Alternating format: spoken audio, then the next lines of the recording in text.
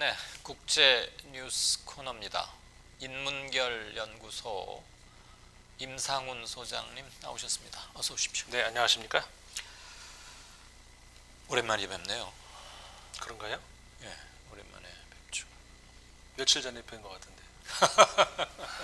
다른 방송 출연이 잦으셔서 아마 아. 그러셨을 것 같아요. 프랑스 다녀온 뒤로 몇 번 뵙고 지난주에 우리가 휴방 기간이 네, 있었기 때문에 자, 이거 조금 놀랐는데 물론 인도네시아가 크고 작은 여러 개의 섬으로 구성된 나라라는 것은 아는데 굉장히 큰 나라고 인구도 그렇죠. 뭐 1억을 훨씬 넘는. 네. 그런데 얼마나 심각하길래 수도가 물에 잠겨서 수도를 옮긴다는 얘기가 나옵니까? 이제 지금 수도가 자카르타 아닙니까? 예. 이게 저기 해안 도시인데 바다에 이렇게 닿아 있는 도시인데 물에 잠길 수 있다 이런 경고가 이제 오래 전부터 나왔었고 이제 그런 이유도 있지만 그것은 어떻게 보면은 아주 빠른 장래에 벌어질 일이라기보다는 앞으로 장래에 그렇게 될 것이라는. 네. 근데 이미 현재 상태에서도 문제가 되는 것은 워낙 도시가 너무 크고 예. 규모는 서울하고 비슷한데요. 아, 크군요. 굉장히 크죠. 근데 우리가 1,000만 아니겠습니까? 네. 거기는 3,000만이 살고 있습니다. 아, 자카르타와 그 위성 도시에. 예, 3,000만이 살고 어우. 있기 때문에 전 세계에서 가장 복잡한 도시 중에 하나겠네요. 하고, 상해, 충칭 이런 데가 한 3, 4천만이 되는데 예. 멕시코 시티. 예, 복잡하기로 따지면은 뭐 그래서 그런 그 교통 혼잡이라든가 이런 걸로 인한 피해가 경제적으로 따져보면 엄청나다고 하죠. 네. 그래서 그런저런 여러 가지 문제가 있고 그 연례적으로 계속 그 태풍이라든가 이런 수해를 입지 않습니까? 근데 이제 다른 다 물론 뭐 국민 피해는 똑같지만 예. 또 수도가 그런 피해를 입었을 때의 어떤 국가의 피해, 중추 기능을 수행하는 그렇죠. 곳이 수도니까. 그렇죠. 그런 문제들이 복합적으로 돼가지고 이번 정부에서 이번에 그 조코 위도도 대통령이 이제 재선 예. 이렇게 뭐 되지 않았습니까? 그러면서 이제 그동안에 어떤 뭐라고 할까 미뤄왔던 그런 국가적인 과제였는데 이번에 그래서 결정을 한 것 같습니다. 아, 물론 꽤 오랜 후에는 현재와 같은 속도라면은 수면의 위치가 계속 높아져서 네, 네. 해안에 인접한 도시로서 뭐 역류한다거나 네, 네. 배수가 잘 안 된다거나 이런 문제도 생길 건 분명하려니와 그렇죠. 그동안 무분별하게 팽창되는 과정에서 도시 등 혼잡 비용 이게 굉장히 크니까 네, 차제에 이러저러해서 좀 안전한 곳으로 옮기면서 도시를 유지하는 비용을 좀 낮추자. 그렇죠. 여러 가지 효율 있고 계획 도시 같은 걸 만들어서 이런 건가요? 그렇죠. 저는 또 아니 거기는 원래 더운 데니까 특별히 뭐 북극 근처에 빙하가 막 녹으면 우선 스웨덴 같은 데는 거의 빨리 영향을 받잖아요. 네네. 직접적으로 영향을 받고. 네네. 스톡홀름 언제 제가 갔었는데 실제 그런 얘기를 들었고 그래서 지하철을 5m 높이는 공사를 한 40년 잡아가지고 하더라고요. 근데 신기한 게 운행을 중단하지 않으면서 그게 어떻게 가능한? 저도 도저히 불가능해서 했는데 구간 스탑은 시키지만 전면 폐쇄는 없이 그러면서 지하철을 그대로 5m를 들어 올린다는 거예요. 대단한.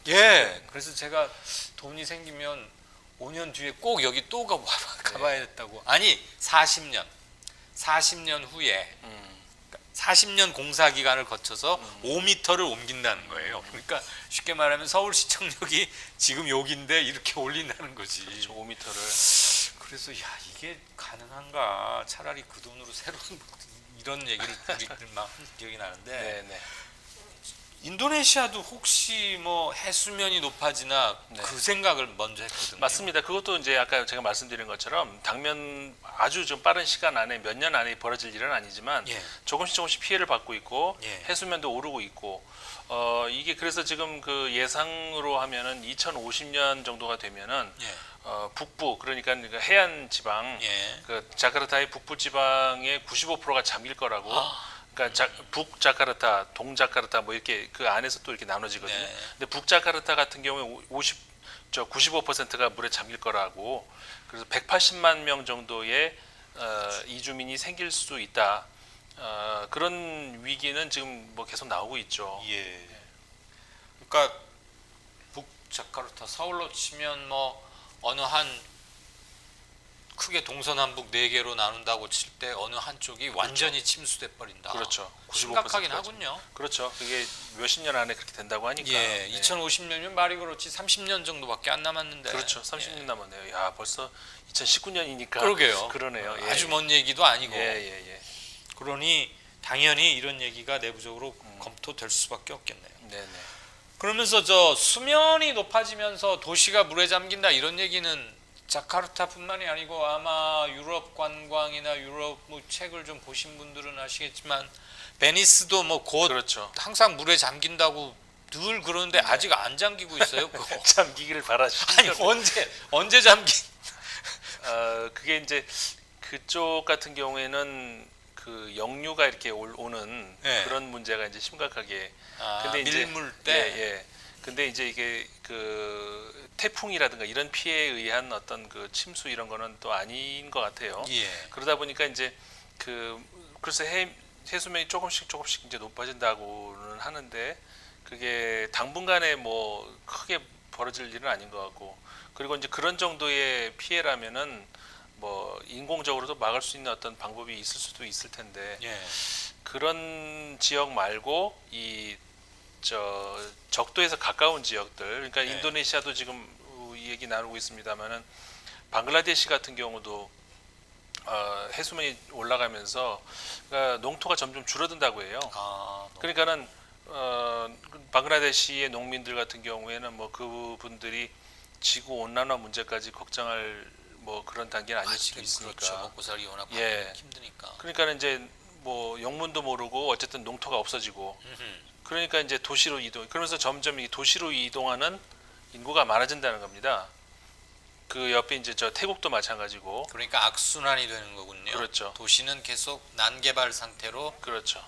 팽창을 계속하고 그러다 보니까 혼잡 비용이나 물류 비용은 더 늘어날 수밖에 없고 네네. 도시 빈민은 계속 늘어나고. 발전하고.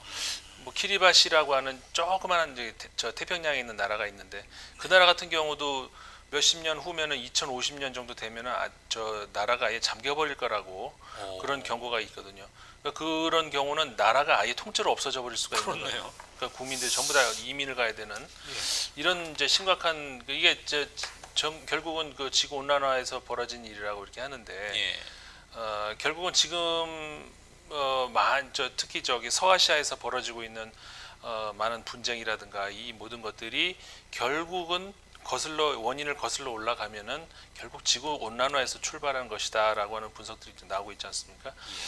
이게 좀 가볍게 볼 일은 아닌 것 같아요. 그러게요. 이런 걸 보면 참 예전에 무슨 엘니뇨, 라니뇨 이런 것 때문에 뭐 기후 변화가 잦다 이런 말 듣고서 발음하기도 힘든 저 스페인에서 온 것 같은 저거의 정체는 뭘까 그런 생각했던 게 불과 한 20년 전인 것 같은데 이제는 일상생활이 되어버린 거고 네네. 지구 온난화도 사실 뭐 이미 진행이 됐죠. 아주 빠르게. 그렇죠. 사실 우리나라도 그렇지 않습니까? 지금 이미 먹거리 부분에 있어서도 우리나라에서도 전문가들이 지금 몇십 년 후에 먹거리를 걱정하고 있다는 거 아니겠습니까? 농촌경제연구원이라도 이런 데서도 그 벼농사도 이제는 그 옛날 지금까지 생각하는 것 같이 그런 벼농사를 앞으로 할 수 없을 수 있다는 거죠. 예. 그럼 갑자기 우리가 먹거리가 쌀을 안 먹고 뭘 먹어야 됩니까? 그러니까 앞으로도 굉장히 심각한 문제가 될 수 있다는 것이고요. 그래요. 물론 과일도 마찬가지고. 이 곳곳에서 생활의 문제로 닥치는군요. 자, 그런데 말이 그렇지 수도를 옮긴다고 하는 게 작은 문제는 결코 아니지 않습니까? 그렇죠. 어느 나라나 우리도 그렇죠. 한번 노무현 대통령 때 네네. 그런 그 홍역을 앓고 예. 정치적인 문제로 비화돼서 네네. 결국 헌법재판소에서 뭐 이런 관습법 어쩌고 해가지고 무산되고도 하고 있는데 네네. 수도를 이전한다 그러면 저항이나 반대가 심할 텐데 어느 심하죠. 쪽에서 주로 반대를 할까요? 우리가 상식적으로 생각하면은 예. 수도로 옮긴다.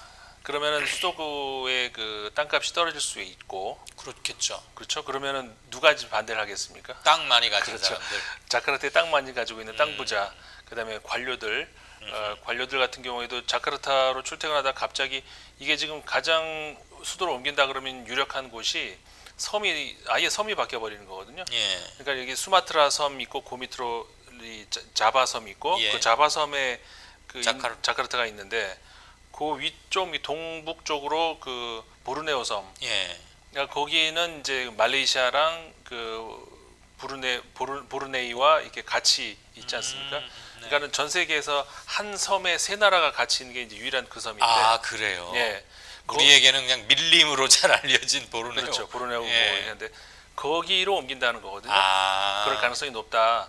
그러니까 섬을 아예 옮겨버리는 거 아니겠습니까? 예. 그러니까는 당연히 이제 관료들 입장에서도 정작 이제 그런 결정을 하는 데 있어서 핵심적인 역할을 할 예. 관료들이 반대를 하니까 이게 지금까지 이제 진척이 안 된 거죠. 그러니까 수도 이전 플랜을 꼼꼼히 짜고 몇십 년 후에는 그걸 집행해야 할 관료들이 네. 은근히 지금 싫어한다. 그렇죠. 당장 뭐 이렇게 물에 잠기는 것도 아닌데 이 대통령 재선하더니 왜 이래? 뭐 이러면서 뭐 은근히 예를 들어서 우리나라 서울에서 뭐 세종시 그 정도 거리가 아니라 아예 섬을 바꿔버리고 저쪽으로 그렇긴 하겠네요. 예, 예. 그런 것 때문에 반대가 굉장히 심하고 땅 부자들이 또 은근히 저기 그렇죠. 할 거고 대놓고. 그렇죠. 예.